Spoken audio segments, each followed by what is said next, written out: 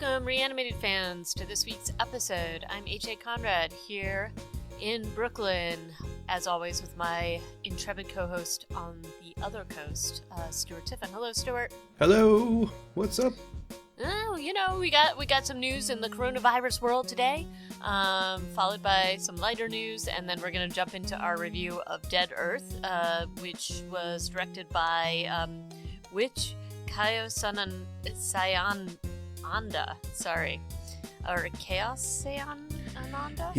He has directed films as just Chaos before, so I'm I've sure that's seen that not too. the pronunciation in Thai, but that's, it'll work. Yeah.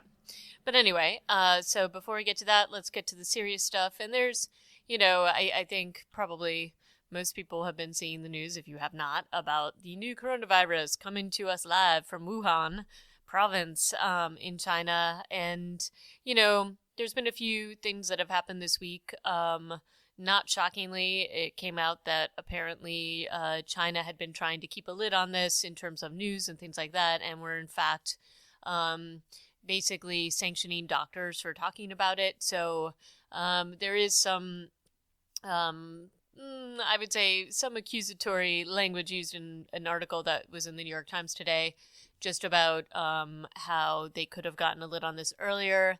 In fairness, I think that this probably sounds like it. I think this could have been confused for other things, which is what some people are saying. But the more concerning pieces of this are things that you and I had talked about initially as being a positive, which was that it didn't seem like it was hard to have human-to-human transmission, which was definitely a lie. And that's clearly not the case given the number of confirmed people who have it now. I would also say that, I was very worried about that flight of U.S. people taken from Wuhan, and they've actually quarantined them for 14 days on an Air Force base in the U.S. So tell me more about that. I wasn't following that scenario. So they basically evacuated just under 200 people out of Wuhan. Most of them, there was a mix of State Department people. And then I think they also offered seats to Americans living in China.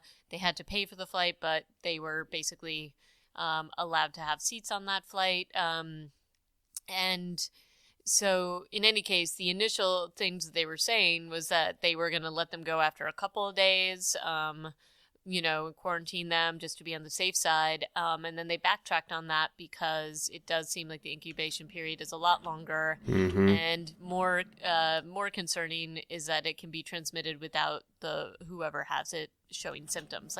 It's a pretty long incubation period. 14 days is significant. That's crazy, yeah. In any case, I guess they were flown in. They were all, and I think that they were going through some pretty stringent health checks. They landed, I think, in Alaska, and then it was initially thought they were going to land somewhere else, but then they said, no, you're going to land at a military base, and we're going to basically quarantine you for a couple of days. And then they backtracked on that once people started to say, hey, well, I want to go home. And they're like, nope, you're under quarantine for 14 days. And to the extent that we know, nobody from this flight is showing symptoms, so I think it's just them being extraordinarily cautious, and I'm guessing that they feel like there's a need to be so cautious. So, but in the meantime, there's other people that have been confirmed cases in Boston and New York, not shockingly, and all have either come. I think they're in Chicago. The spouse of somebody contracted it, whose his spouse had been traveling from Wuhan, and so he, sort of is the first sort of he was not there, so I guess he's the first transmission that was just not there. But look, before they got a handle on this, if it's an incubation period of 14 days, I would imagine there's probably a lot more going on. Yeah, that's a scary number.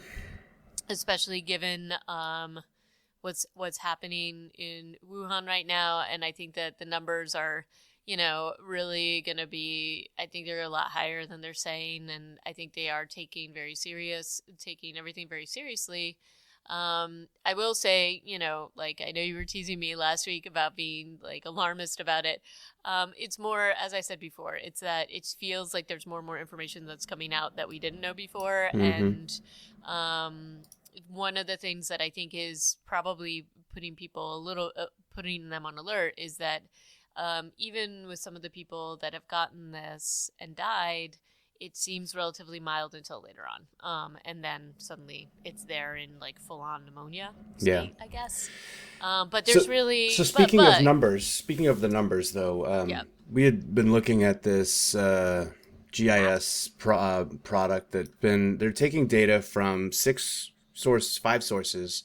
The World Health Organization, CDC, I don't know I assume the ECDC might be the European Center for Disease Control, the NHC and the DXY. I don't know what those two are, but there are links to them here. I'm just too lazy to click on them. This is a cool little product, and I don't know how many times a day it's getting updated, but as of recording this on Super Bowl Sunday, there are 14,628 cases confirmed. 14,451 of those are in mainland China. So, oh gosh, poor China. But still, this has become, in the last week, an international crisis with, confirmed cases and a growth of cases outside of China, as you've mentioned.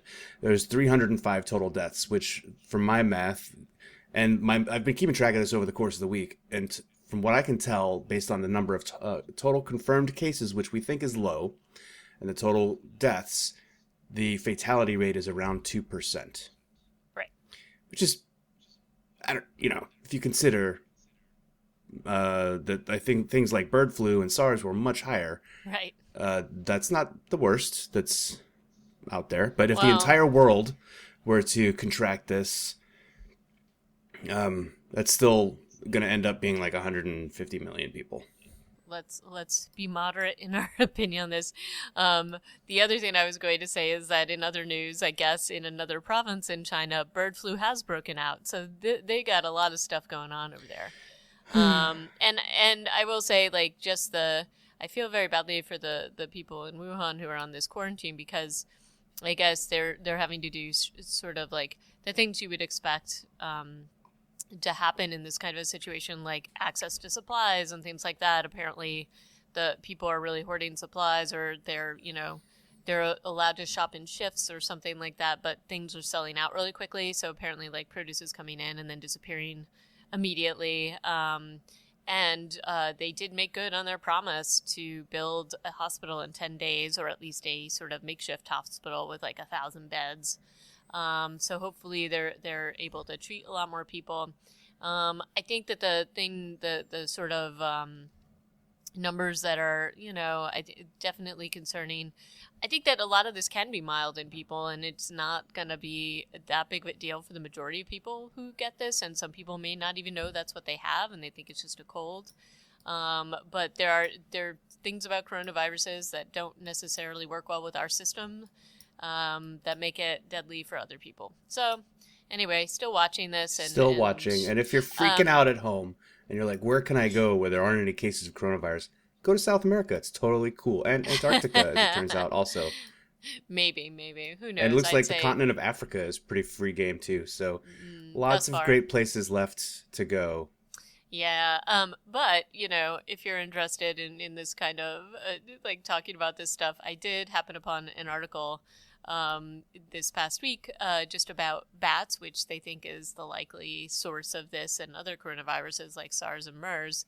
And lots of interesting things that I honestly did not know about bats, which is that they can coexist with a lot of these viruses. It's basically a survival mechanism that their immune systems don't... they have like a weakened response to it, so they don't completely fight it off, but that's part of why this stuff is generally carried by them. But the other part of this, which I had no idea, is that in some part because of their crazy immune systems, some bats can live up to 20 years, which I had no idea. Did you know that? I did not know that. So riddled with viruses. They do lots of good things too. Yes, I know. So let's point that out. I don't want this to be like a Jaws moment for bats, because I don't think that's the case. But I did think it was an interesting article nonetheless. So we'll keep looking at that. I mean, the best advice with bats is also just don't touch them. Correct. Like, one thing, just anecdotally, just from living here in like in the NYC, I will say I have noticed like a huge number of people wearing masks on the train, like face masks and stuff like that, and that has there's always a few, and this is something that typically you'll see certain people wearing them if they're sick, sometimes at the height of flu season and things like that, but not at this level. When I went into work last week, it was like it looked about like half 50-50 people were wearing the mask. So it's kind of interesting. I'm not, because I washed my hands. You don't care. I do. You've learned how to do kickboxing since last week. You're going to kickbox this virus. Oh, that was an intro class. Let's just say it would take me a lot of kickboxing lessons to get even, I don't even know what level, but I'm like sub-level. But you're almost ready to roundhouse kick a virus is what I'm saying. No. I think just being smart about hygiene is a good idea. Washing hands, don't touch your face. Since the coronavirus became a major topic on this podcast, we've gone through a norovirus second round for this family in the last 4 months. Yeah. And one kid with 105-degree fever for multiple days running. So coronavirus, bring it. We got no problems here. Our immune systems are 100% compromised, so no worries. Oh, man, was that this week? Yeah, that's been the last 4 days. We've had up to 105, but in the last couple days, it hasn't gone above 101. So we're pretty excited. Oh yeah, and then this morning, that same child is like, I can't walk, my legs hurt. But apparently both of his calves are having Charlie horses at the same, like, this is unprecedented medical behavior. I might need some CDC attention here. Maybe. Too. But trying to just keep the panic at a low boil. Yeah. What was the thing I was gonna? Oh, just some of the other. I mean, there's been so many interesting articles about all this happening, but some of like the photos from airports where it's just like international flights have completely disappeared on the West Coast because there's no more. Like, how many airlines canceled all flights to China? I think it's most of the big ones for this country, like American and United at the very least, and I think a few more. Delta too. Yeah, so it's kind of a surreal situation. Yeah, but in addition to that, I think the other part that I don't know that I've ever seen is that they're basically saying nobody who's been traveling to China is allowed to come here now, or in Australia, I think Australia has made those rules. Hong Kong is trying to ratchet Australia things down. has a crazy amount of traffic from China because it's the biggest market nearby. I mean, but I read something that said like 47,000 passengers from China arrive every week. Yep. And I will say, another not interesting, but we've seen that the stock markets have been rocked, and that isn't shocking. I mean, Apple is closing their stores for the week. So there's going to be economic fallout from all this from a tourism point of view. You put all your manufacturing eggs in one basket, and this is what's going to happen. Yeah. And then the other thing that is, not just like the tourism here in the U.S., but tourism in other places. So, for example, my mother-in-law spends the winter months in Thailand and basically said that normally, this is the height of tourism, and the majority of people that are in Chiang Mai tend to be from China, and they have big tourist packages, and so you'll see huge groups of people walking around, and this is a huge part of how that city makes their money for the year. And as of this week, it has emptied out completely. So it's kind of it's a little off-putting because it's just, you can imagine the economic impact that this is going to have on many levels. So yeah, nutty. She's enjoying all the restaurants and the benefits of an empty city, to be sure, but was commenting that this is going to really hurt a lot of people just because their livelihoods depend on this. Yeah. So anyhow, but we shall keep track of this. But we're, I think, probably good to jump on to some happier news or lighter news. Next up, let's move on. This feels very, very light by comparison. Feels light by comparison, but it's not that we're not taking it seriously. We'll keep tracking it, but it's also good to be distracted by other things a little bit too, I'd say. It's two kind of related, not related, but related stories that we're also looking at today. The Guardian reported that the city of Leeds in the UK is putting on a live, like stage version of Night of the Living Dead. Which, Hmm. when you hear that, you think, I mean, okay, yeah, it's like there aren't a lot of sets. There's like a Right. couple. It's doable. But you read this. I don't think it's gone. It hasn't opened yet. They're still kind of hammering out the details. But it's like mixed media. They're going to be reading reviews of the movie while they're doing the movie, as a play. Um, my feeling while reading this is that I think perhaps they are trying to do a little too much here. They're And trying as to a get very person, meta with it. But that's well, like that's an interesting approach, So it I'm is. I will say, I just saw the recent revival of West Side Story, and there were some really interesting things that they were trying to do with it. But one of the things that was kind of horrible was that they did this mixed media thing where they had this massive screen, and a lot of the action was basically on this screen but not on the stage. It was sort of filmed underneath in these weird sets, and it that does not make for an enjoyable production generally if you're trying to watch a stage production. So when I was reading this particular article, that's all I could think about was like, I hope they're not going for this. And I really do think that the Romero story and production were pretty simple enough to do a stage production without. I think you could do it well. I don't think you need to add these bits into it personally, but yeah. that's just this one person's They're opinion. trying to capture all the subtext, which to me was often more sub than it was text. Even Correct. for all of the the lenses this film has been looked at through, I wouldn't necessarily ascribe all of its vaunted attributes to it as being like a conscious choice necessarily. Yeah, I think there was a lot of things applied to it later. Yeah. And you and I have talked about this before, that he did have ideas. There were certain things he was trying to get across, but I don't think it was quite as well thought out as people are saying it was. Mm-hmm. But anyway, but still, I would, if this were playing in the U.S., I'd probably see it. Oh So hell yeah! let's be honest But about I'm that. just interested to hear like a bunch of actors from Leeds doing, Pennsylvania. Yeah, Let's see if they can pull that one off. I'm I'm sure sure it'll they be fine. can.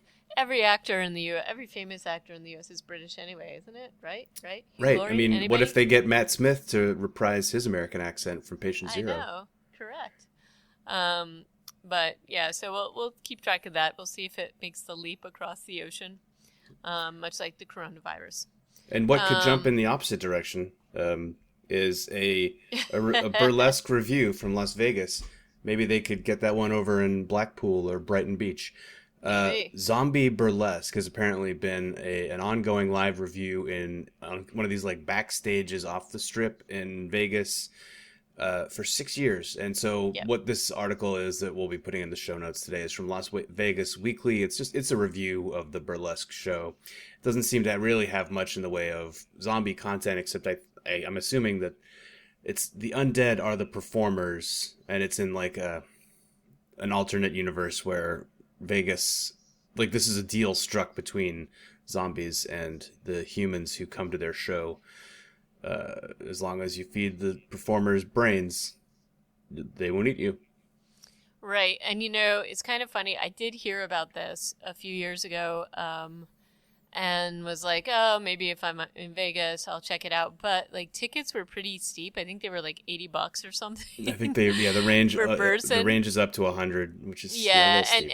it just admittedly seemed a lot for me to drop on something that was, I know, The terrible, but reviewer freaking loves this show and yeah, hypes up. There's an apparently. 8-piece live band.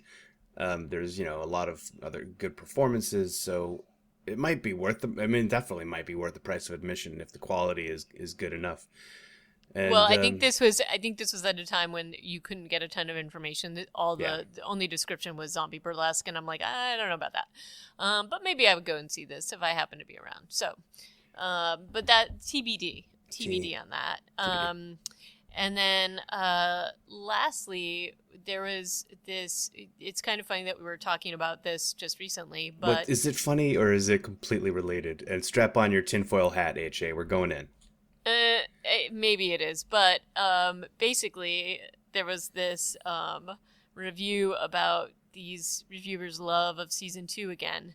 Again, I'm Walking not Dead gonna. season 2. Sorry, Walking Dead season 2. And it like basically it was a little, I admit it was a little creepy reading this given our content in our podcast a short time ago. I will again say I hate season 2 and despite all the best efforts to analyze this and to bring about the positive things, I still think it's a crap season where the writers were just a little lost about what to do. Mm-hmm. And no matter what way you cut it, I just think this was like a wasted season and wasted talent given how well like season 1 was, how great season 1 was. So I don't know how you're feeling about it, but like, yeah, it was a little creepy reading some of this, right? It just made me think right away that this was planted. I don't know much about fan-sided. It seems like it could be written by fans. By, not, it's not so much, it's not like a Forbes. If this had, so the platform that this is on is very suspect to me. Where suddenly a week after Gimple comes out on Skybound saying, oh, you know what? A lot of people liked season 2 in retrospect. And suddenly this Neva Cunningham author is writing, yeah, season 2 doesn't get the love it deserves. It felt a little too. It felt a little too convenient. And if this had been, I don't know, if this had been on another platform, I would have given it more of a serious shake. So the arguments that she's making are: this is where Glenn and Maggie become a couple. This is where we actually learn to like Daryl because he goes kind of selfless and goes after Sophia. This is where we get to see the descent of Shane into madness by John Bernthal. These are all great moments and great performances, but the overall story arc is, I think, what people have a problem with at the farm, not the individual character development moments, which is, I guess, the author's point, is that this is a great character development season, and you can't have the capitalization on that development in season three, really, which is one of the stronger seasons of the whole show, without all of this build-up. Well, but my argument is that you could have had the character development and had a better season and better storytelling. So yeah, I'm like, and then there was like one sentence in this that really stood out to me as like, well, we haven't heard that much negativity recently from the fans, and it's like, well, because season 2 came out how long ago? Of course you haven't heard anything negative about this recently. Yeah, but absurd. Anyway, it seemed a little weird. That statement specifically seemed kind of weird to me, and I agree with you, a little too convenient given the statement by Scott Gimple of late. So, anywho, I just thought that was pretty funny. So that's the news. We have waxed on. Are we ready to get into Dead Earth? Yes. So this came out this is a film that came out in 2019. Was just released streaming. So last week, You can rent it on Amazon, which is what I did. The director is Kaya Sayananda. That's better. And then the two main characters, Sylvia and Rose, are played by Milena Gorham and Alice Tentayanan. There's a lot of Thai names in this. If you go into the cast and crew, so watch out. My sincere apologies for my pronunciation. I am trying. Which Keo Sayananda is probably one of the better known directors from Thailand. He directed Ballistic X versus Sever in 2002. I don't know if you remember that. Oh God, what's the Spanish actor's name? And it's him and Lucy Liu, and his name is Antonio Banderas. Oh, okay. Yeah, so and I feel like I watched that movie.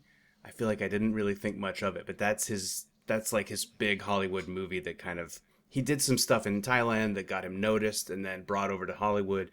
I read this long article about where he's like, and X versus Sever was like really easy to shoot, but then the editing process basically rendered it into something that was completely unrecognizable to him. He was a little bit salty about that in the interview, and so he's gone on more to do his own stuff, like write and direct, and to be more of a have a singular control over the process. And the reason I'm talking so much about this director is because I had kind of an epiphany after watching this yesterday. And I'm digging into the cast list, and I'm like, oh, okay, so Milena Gorham, who plays Sylvia, what else has she been in? Oh, okay, so she's been in The Driver. Oh, and that was also directed by Witch Sayananda. Oh, and look, Alice Tantayanan is also in that. And look, she's playing a character called Rose. And Milena Yep. Gorham is playing a character called Sylvia. And Yep. oh my God, the same characters are reprised in the movie The Driver, which we have talked about, which stars Mark Dacascos. And Yep. it all exploded in my brain that this is part of a series. And I was very excited. Yes, me too. I mean, say what you will about this film. I just like the fact that, or It maybe is that's bad connected. marketing, Yeah, that yeah, I yeah. didn't know that these two movies are connected, especially when The Driver, I think, came out. They're coming out almost at the same exact time. Yeah, and I have not yet seen The Driver. Yes, but we had talked about wanting to But put it on the list, and I think we might have to do it next week. Maybe we should do it for the next time then. Yeah. But in any case, so this film is one of the things I should say, which I tried not to read. I usually try not to read critical reviews before I watch something. And I was like, sort of, my eyes were drawn to a couple of things, and then I was like, oh no, don't look at this until after you watch the film. And there's some criticisms I have of this, but some of it is actually explained by some of the stories that apparently happened related to filming this. I guess initially this, and so let's just sort of say that the premise of this is that these are two women during, zombie apocalypse. Mm-hmm. They're at a resort in Thailand, and they're surviving. And, the majority of this initially is a setup.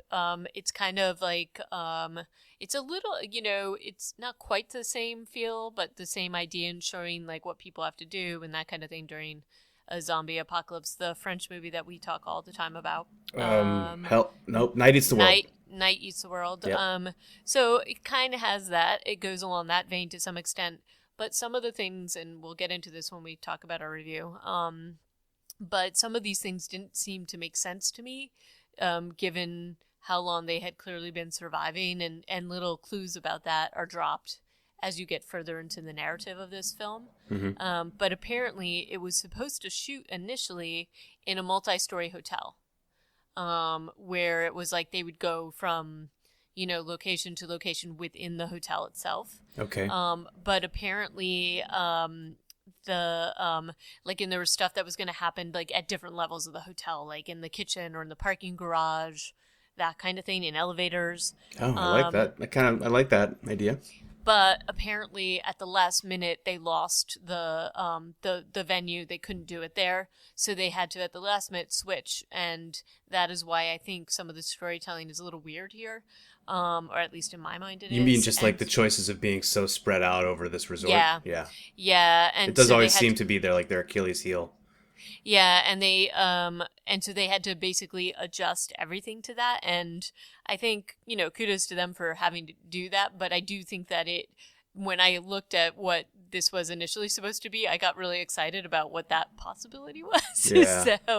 So I think that is one of the shortcomings of this, but we'll get into that as we talk about this. So, but this is basically, I think, in terms of the setup for this, we jump right in to this kind of quiet unfolding of this story. This is a very, very freaking slow burn movie. Yep, yes. But a heads up, the pacing, very slow. And it's got a trance soundtrack. I don't know. Yeah. It's just a weird, it's got a very chill and yet electronic and yet jungle vibe. In terms of the soundtrack. Yeah. But honestly, I this guess movie kind of had me at Silence Toilet. Yes. So there's like all sorts of things that you notice. They have but the thing is that they don't adhere to this like complete silence rule, like throughout the film, which makes it a little annoying. But Because of when they have conversations, or when they have conversations, but they're so silent just in moving around, and if the infected are this sensitive, I feel like they would be even more careful, like when they're cooking and when they're having their leisure time. they do It a just pretty good seems job. It seems like to me that the only time they really break their protocol is to have to talk, because in almost every other facet they've got like little they've got cloths or something wrapped around all the doors. They've got cloths wrapped around even the faucet, like the faucet to get yeah, the water yeah. out of. No, It's and I agree. But even when, I guess it's not so much as the it's a little bit to do with the noise, because then when they're talking and whatever. But it's also it's more how they don't watch their backs in certain parts of it that and just yet seems they're weird to very me. observant in many. I mean, yes, they get less observant as they go because the speed of the movie also escalates. Yeah. But in the first 30 minutes of this movie, they are constantly they're doing one person is doing an activity at a time until they put Yep. on their headphones and watch a movie, which is a little dumb. Right. But hmm almost every other activity they do, swimming, yoga, One person is always on guard. one Yeah. person's always wandering around, looking around. Yeah. And I thought that Um, honestly, I had yeah, like you said, real Night Eats the World vibe on this, just on how thought out their activities were and the way that the location had been staged. right. So So I feel they're like they get high marks from me on the uh, observation and the preparedness. for the most part, yes, but this can be explained by the change of venue, but this place that they're at is a resort. It's very spread out, so they have their sleeping quarters. You're like on a Um, houseboat almost, or like they're floating yep. on the river. And I do like how we learn different things about them. I mean, there's some exposition through this radio broadcast that they listen to by this guy that's like a DJ. His name is Um, also DJ, I his think. name is DJ. And so we learn, they give us sort of they don't tell us, but the DJ does, about what the infected are. We hear that we probably already knew this before, but they're very sensitive hearing, which he talks about. He also talks about how you get infected. So you can't get can't get bitten by them. That's really a no-go, but also no blood in your mouth, in your eyes, so you got to protect yourself, and we see them taking precautions with Yeah. this throughout. Honestly, Um, after hearing those warnings in that early-ish broadcast, that was in the first like 10, 15 minutes of the movie, I'm really shocked that we didn't see anybody get infected in this movie. Agreed. Also, lastly, their other big sort of weakness is that, and the usual, you got to hit them in the head or burn them or whatever, but they don't like water. They won't go in water after you. So this makes sense when you see where they're living. But the thing that didn't make sense to me was how much trekking around this resort they had to do to go and do things and I just don't like, to me, just not having food near them I guess maybe they're carrying it around a little bit, but there's a lot of risks that I feel they're taking. Yeah. And especially like the open, sort of the open areas they're going to where you have line of sight. Mm-hmm. And it's a little bit clear. I don't know. I felt like there were moments like apparently these things can't see very well. Maybe They did mention that in the broadcast, they? but I it doesn't didn't. ever seem apparent. Like you never see a zombie look past them. Anytime a Right. zombie seems to make eye contact or look over them, they come after them. It seems like to Right. me. So there's mysteries like that, which I think could have been explained if it had been in a one-story hotel, like the kitchen and everything would have been in that same building, and I mean, all I that agree kind of with you thing. that this is the Achilles heel also of their plan, but it's not Yeah. like a deal breaker for this movie. No. But anyway, and I think part of it is to just show, look, they are surviving, and they're not gonna totally, like, while they are on guard all the time, they are maybe a little bit complacent because they have been alone so long, and there hasn't really been, like, we don't see any infected for the first half of the movie. Yeah, I'm trying to see in my notes. I'd written it down when we first see one. It's I mean, 30, it's 32 minutes yeah, is the so first it's shot of a pretty. zombie. And it's not even like a story zombie. This is just Mm-mm. all right, they're off doing something. We'll show you some B-roll of a field somewhere that you don't really Yep. know where it is. And it's a zombie Yeah. in a field, and you're just like, what? That's okay. Yeah, there's a lot of complacency, but I feel like their complacency it's mixed in with the always head on a swivel sort of behavior. And when Yep. Sylvia puts down her handgun in the first 5 minutes of the movie on a table, and the movie takes a lot of time, like looking at the things that they're doing, these like kind of mundane things, but the soundtrack and the drumming and all this other stuff kind of like amps you up until you're Yep. just, I was just kind of like a mess of nerves watching this film.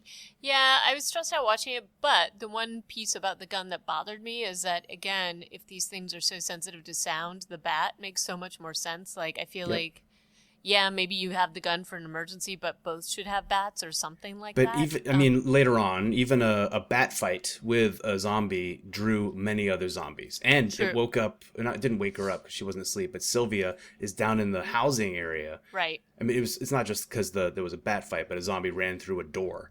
Yeah. But like the clatter of even hand to hand was enough to draw a bunch of other activity. Yeah. So I mean, handgun is just going to reach out to miles away, I guess. So that would be the scenario. But yes, you're right. And I was disappointed that they had no silenced weapons. They had some pretty advanced gear. Right. Eventually, you find out, but they don't have anything that is Right. sound proofed, which is a shame. But, Or and you nothing know, homemade, like a bottle of Fanta or something thrown on the end. yeah.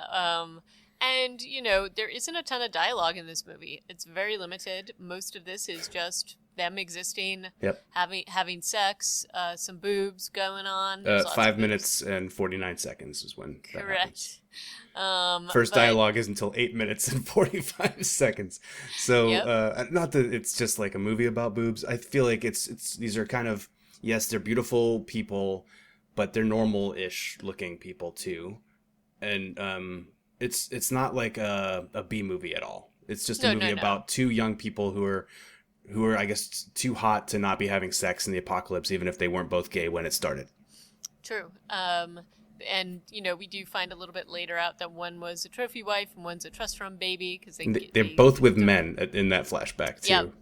But I think that it's interesting. Their relationship, they're definitely dependent on each other in a good way. They both have figured out ways to survive. And they're both on board with that, which I really like. So there's like the little things that I really like about this film. Like, their generator goes out, so they have to go and get fuel. And there's a whole protocol for safety that they have built to surrounding this. They also have an escape plan that they've built, which is flawed. And again, That's the biggest problem I have with the movie is yeah, they're planned at the very end, but they're so when you talk about like yeah the generator has a hiccup and they're like oh no, all right, we still have time. They go do some gardening first and then they go out to yeah, like parts of the way that their day only see like 2 or 3 of their days in this film. mm, The first day we just go through it with them like it's first shower time, then pool time, then eating time, then art time, then movie time, and each of these things happens in a different room. And mm-hmm. there I would really like to have seen that in a multi-story hotel like you're saying. That would have Yeah, been pretty interesting to watch. And as it is, yeah, every time they go out into the resort grounds you get a little bit freaked out, but they're always looking around either way. So second day they still take time to go gardening before they go out and do their mission to the generator, which they don't really gear up for as much as they do when they go on their gas run later. Which I right, was a little right. curious because they have to go outside this perimeter. Also, the perimeter is not really ever well defined, and Mm-hmm. it doesn't seem like there's a front gate or a gate or a fence around this resort necessarily, right? Right. So it feels very vulnerable. It's And unfortunate that they couldn't even like make a even if that wasn't available at the location, it's unfortunate that they couldn't make it seem like it had a fence right, around it. right, because that would have made it a little bit more Sensible. interesting. The other thing I thought was interesting, especially given how much they talk about the water, and they do use this a little bit in terms of showing you how the infected are sort of not completely. I mean, if they've got a hold of you, it's a problem, but they really don't like the water. And I honestly thought when they said that, and especially given that they almost like they showed the pool scenes, I thought for sure there was going to be some scenario where one of them was in a pool surrounded by infected or something like that, and they didn't do that. So I thought that was interesting. Yeah, and DJ even says, like, yeah, they don't like water, so if you're ever in a pickle, just get into an Olympic-sized swimming pool. What he doesn't mention is these zombies are basically all Usain Bolts, and they run super Yeah. fast. There's no way you're getting out of a pool before they come around and get you on the Nope. other side. Nope. But I thought that may, especially when he said that, I was like, oh, we're totally going to see some crazy pool scene, and that didn't happen. But I do, overall, I liked where they were going with this. I do think that if it had been in a multi-story hotel, probably like the claustrophobia and the sort of stir crazy feeling that people might have being stuck in a place like this would seem a little bit more intense. They do have a lot of space. But one of the things I did think they did successfully is that they spend every moment with each other. There's a point where they get upset with each other. And that's when everything goes to shit. And that's when everything goes to hell. But it's interesting because with very little dialogue and with very little, they fill in some of these pieces. They've clearly had experience in this world leading up to this place that have led to their survival tactics, which I really like. And they're not completely explicit about everything, because even when you do flashback to when they were both ahead of this story with men and had just met each other, I guess, that they're giving you very little to go on. You're kind of forced to fill in the blanks, which I think is good, but it's clear that there's a backstory there and that there is a reason why they are the way they are. And, do you want to talk about what happens when they meet other survivors? That's a pretty cool scene. And so, yeah, after their little mission to go and put gas in the generator, which is also super short-sighted for their survival, like how that a generator that size could run for a few days, sure, but God, they have to constantly go outside the wire where they're all twitchy. But yeah, so when they're like, we only have one can of gas left, Sylvia turns to Rose and says, we have to go tomorrow. And I'm like, all right, yeah, they're abandoning the resort. Awesome. No, that was not what she meant. No. The one of the side effects of having so little dialogue is that they don't really flesh out what they're talking about ever. Yeah, so, but I think that was deliberate, because I think we're supposed to think that they were going to leave, and they don't. They're just doing their normal maintenance. Gas run. Yeah, so when they stop off at a water hole where we see some dude is creeping on them probably, but we don't have an interaction there. And then same dudes or dudes show up at the gas station. Kay and Brian. Maybe Kay and Brian had perfectly good intent, but they were a little bit too approachy, and Rose is outside, Sylvia's inside. And so Kay and Brian are like, hey, and they're asking too many questions, They're like, oh, hey, where are you? We're in a commune down over here. It's great if you want to come. Where are you guys staying? How many are you? Where's your friends? What's going on? And Rose is just kind of like backpedaling and seems like a deer in the headlights a little bit. But then Sylvia emerges from the shack, all smiles and charm. And hey, what's going on? We're just in a little resort 10 kilometers down the road. Where'd you say you're from? What's your name? Stab, stab. Oh, man. Yeah, and she's very nonchalant, very easy with how she walks out, very much putting them at their ease. Well, and man, Kay was a little bit also back. He turned into Rose pretty quickly, I felt like. Well, my name's Kay, and then he had no neck. Yep, and she's so, it's really, really fast. And, Rose is very, very upset by this and saying, oh, we didn't have to do this. I would agree with Sylvia that they did, just based on the amount of information those two were trying to solicit from them. And how much they were closing the distance. Correct. If you really don't want to put somebody on the defensive, maybe don't keep walking towards them all the time. Right. So I do think she was correct in her assessment. And it was pretty cool, to see just, basically just because it then fills in stories, because they're a little upset with each other, and they've also worked out a system. It's like, okay, we're going to stop and we're going to talk about this. I don't think I necessarily would have stopped there. Well, Rose was not comfortable Rose with says. But Sylvia's like, no, we got to work it out. And, I get that, but I probably wouldn't have done it there. And in fact, because they didn't really work it out, they then are put in jeopardy later because they separate for a little while to give themselves some headspace. And then look what happens. But I did love that. I thought that played out pretty well. Which part, like from the trip outside to going back inside and not doing the perimeter check, you mean? Yeah, like there's a reason why they didn't do the perimeter check. Though you could make the argument they would have been overrun a little bit more quickly. But maybe they would have been on their guard a little bit more and already sort of running through their escape plan. But let's talk about this. And then this is when the infected finally make their debut, where we actually get to see them interact with the two. Yeah. Rose is the first one to encounter one of the zombies. Sylvia has kind of already come in, taken off her guns, because they were all, usually they're dressed in like a pair of short shorts and a very loose t-shirt, maybe with a bikini underneath it. But when they went out on the gas run, they wore like coveralls and jeans and army surplus jacket kind of things. They had these cool arm guards and knee pads, and they had both of them had a sidearm, sunglasses to keep it out of your eyes. They had keffiyehs, those scarves, and but they take all that off when they're on the resort. At the resort, they're like in chill mode. Each of them has a weapon. Rose always has a melee weapon, and Sylvia always has a distance weapon. She's always got a sidearm. And so Rose is, and based on the way Rose reacted to the humans at the gas station, we kind of feel like Rose is the lightweight of this duo, right? She's been called a trophy wife. Sylvia clearly has this ease with killing, and the fact that she always has the gun makes me think, okay, Rose, she doesn't really know what's going on. She's not going to be able to survive, and she's the first one to run into a zombie. Sylvia is way far away, and yet. So there's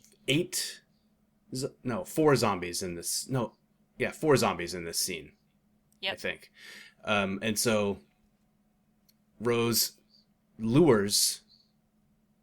doesn't try to sneak up on that first one, but lures it around a corner, banging it on the head a couple times, and then lures it into a room where she finishes it off, which is what alarms Sylvia and the other 3 zombies on the grounds, and it kind of just goes from there. But the TLDR for this is Rose finishes off 3 of them by herself without Sylvia helping at all, and Sylvia is basically almost done in by a schoolgirl zombie in this scene. Yes. So it was pretty eye-opening for me in terms of what I had my expectations for these 2 characters.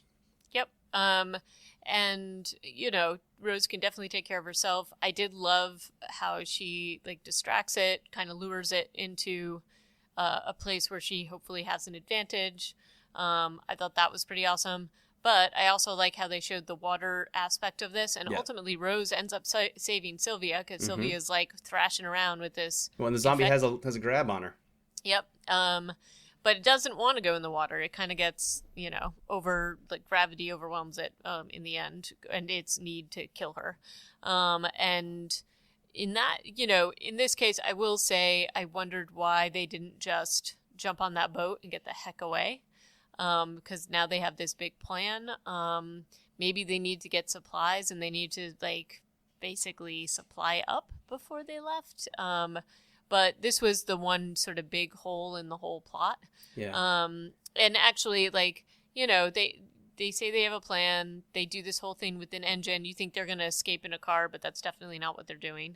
They're doing a thing to distract them. And I guess, in terms of, this is where the sort of layout of the resort, unfortunately, I think works against them for sure. Yeah. Works against the movie. Because I didn't get this either. They're like, all right, how long before we get overrun? 2 hours? We should go now. No, let's wait. We have a plan. Yeah. So they wait. The place is completely overrun. But then so much of their plan revolves around them running all over the resort through the crowds of zombies. Right. And I just didn't understand that. And it wasn't really explained. And also they didn't use a MacGuffin like, hey, we need to get more fuel to bring to the boat. I felt like there should have been some reason why they were delaying. Yeah. And there was no MacGuffin. You're right. It was just, because it doesn't show them loading the boat. The boat, for all we know, is already loaded. It's Right. parked outside by their room, right? So I mean, Right. I'm sure it's their getaway vehicle. I'm sure, like, because everything else has been so well thought out. Right. But yeah, So so that doesn't. Yeah, I'm with you there. That was the biggest problem. But you know what? It's the third act. Third acts yep. have big problems, and Yeah. we expect this. They do have. This is where they also. I mean, if they had gotten away scot free, there would have been no badass shooting action scene like the one that they did True. in that one room with each of them shooting out a door, and they And killed it was pretty awesome. Yeah. Them both doing opposite doors. And then I also like them basically distracting the zombies, like running into one door and then out the back. They did a lot of that. Yeah. They did a lot the little balconies. I thought that was cool. And like the sort of other thing is like where they running to. They keep talking about this place that DJ's talking about, Haven, and then they overhear conveniently at the time that they're escaping that the DJ, wherever DJ is being overrun By bandits, I think, is what Rose was suggesting. Yeah, and so they're in the river, and then they kind of make a sarcastic "Another Day in Paradise" comment, where Rose, we think that Rose may be gone just before this, like she gets pulled under, but somehow has massive lungs and is able to get back in the boat. Yep. How long can you hold your breath? Not very long. So it's like 2 minutes of screen time that she's underwater. Yeah. Fighting a zombie, more than likely. So I think Rose would have been toast. She also comes out with nary a bite, which I was 100% expecting to see a bite. I thought they were going to show something on her arm or something. Like I feel like the camera even pans a little bit onto her hand. But this movie does that. It's like it pays attention to these details that like lead you to think, oh, here comes the reveal, and then nothing. And Yep. I kind of appreciate that. The guy, he's messing with my head, and I'm a fan. Yeah, no, and I liked that too. And I actually just overall, I really enjoyed this. I thought it was, and again, we were in the minority in terms of the night eats the world, in the little things and the details that they showed. But I really loved those details that they showed here. The fact that this world is so thought out makes me think that the driver will also, there's similar approach. So I think that definitely elevates it in my head in terms of my expectation for that movie. I thought it was just going to be like a kind of a BS action movie. And I think it's still maybe, but let's give it let's reserve judgment until we see it. But I am more excited to see it now. Yeah. I agree with you on that. Also, another major element of this is the zombie makeup. Even though we don't see any zombies until the last basically third of the film, really, the makeup is pretty good, and the twitchiness of them is good, and the all out sprinting nature of these zombies is strong too. It's good. The choreography is great. I also like the whole thing that they can hear and their reaction to that, even though they didn't play up so much about the lack of vision. But a lot of them appear to have head lesions, and maybe they're all of them have at least one eye that seems to be destroyed. So I don't know if this is part of whatever virus or whatever this is. I don't know if this is part of whatever infection they got going on, but I feel like whoever the actors were that played the infected did a really good job. A good variety of zombie actors too. Just big people, little people, lots of non-Thai people, I would say. Yeah, but there are some Thai people in there too. Definitely, a good selection. But anyway, so I definitely think if you're into zombie films, give this a go, with the caveat about the resort piece. But it makes me want to watch more films by this director. Yeah, it was overall good, especially with what did I pay for this? $3.99 streaming. Yeah, for rental. It's 100% worth that for zombie movie night for sure. So get on it and then join us again, I guess, next time for The Driver. Are you down with that? I'm down with that. Okay. So you can leave us a note on what you thought of this film at reanimatedpodcast.com. You can email us at reanimatedpodcast@gmail.com. Our Twitter's reanimatedpcast. Any final parting thoughts, AJ? Nope. Just let's hope that this scenario doesn't eventually play out in Thailand for reals. Yeah. You know how there was a lat long coordinates at the beginning of the film, and the DJ every so often talks about no-go zones. I think that's actually in Burma, like neighboring Burma in Oh, is it Thailand. supposed to be somewhere else, huh? So it's like a really rural part of the country too. But I'm not 100% sure that I charted it correctly. But I'm yeah. So just another thing to put in your cap and see where the driver is set, I guess. Yeah, I actually was going to look up the coordinates and I just did not get around to it, so I'm glad you did. Yeah. Okay. Well, uh, thank you, Reanimators, and we'll talk to you next time. Ciao.